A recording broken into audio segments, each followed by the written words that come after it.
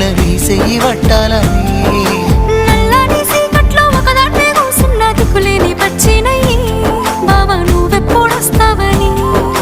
ఏళ్ళైపోతుందే పిల్ల ఎన్నెలొచ్చింది మన బతుకులా ఏలైపోతుందే పిల్ల ఏలు వట్టంగా వస్తున్నాయా ఇన్నాళ్ళ ఎడబాటు ఎడవాసిపోతుందిలే ఈ సీనయ్య గుంటున్నదే సినదారా నీ కోసము ఈ దూరాన్ని చెరుపుతూ తీరాల తెగిరింది అందాల ఈ మానము